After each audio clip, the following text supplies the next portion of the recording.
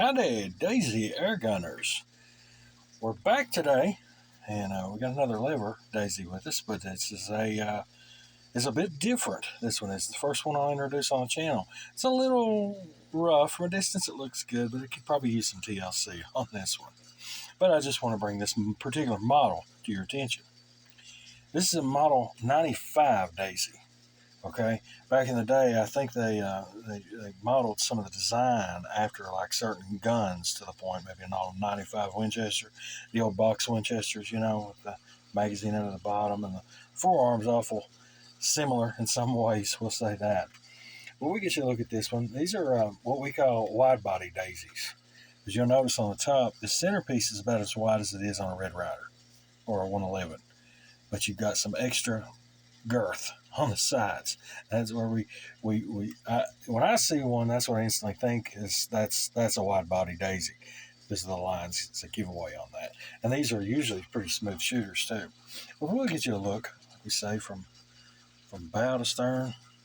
And this is a bottle cap Daisy. Good tall front side on it, but it doesn't have a loading tube underneath of it there. You do twist it, same as the other ones. But you'll notice on the top, your feed hole is on the top.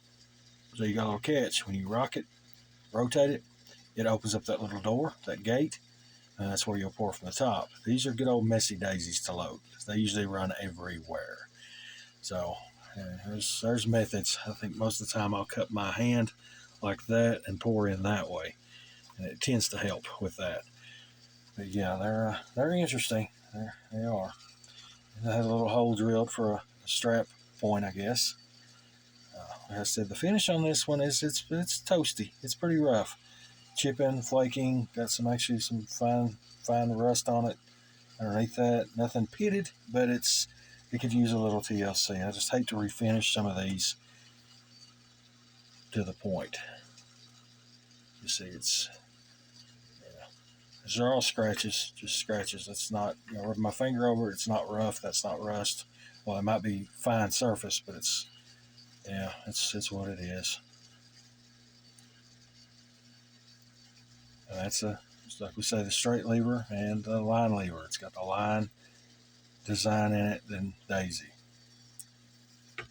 And a nice big heavy wooden stock that once upon a time had a sticker on it.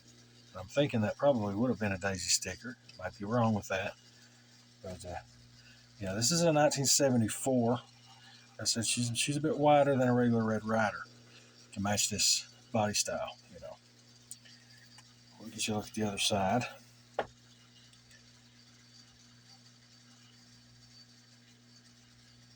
This is a smooth one. I enjoy shooting this one.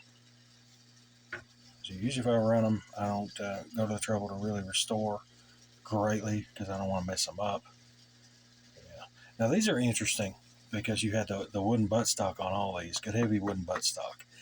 But the fore ends on these 95s, most of them, all of them was plastic. And interesting. A little bit of design as far as the swirlage goes. Some of it's nice, and then some of it's kind of plain, you see. So, and that's about all there is to say. It's a folded metal lever or trigger on it. It is it's a decent little thumper. This was a little slow. I have replaced the seal in this one, and it still is. I think the spring's good and straight and everything. It's just a little weaker than the others. Yeah, but a good healthy little poot to it, I guess you'd say. Yeah, good little trigger on that one. Yeah, we'll see if we can make out some of the roll stamp real quick before we sign off. It's a rough area on this particular BB gun, but we'll see if we can't get up in on it and make it out. That's rough. You can see it's scratched and chipped off there. You see, it says model 95 right there, BB gun, and this is a Rogers, Arkansas.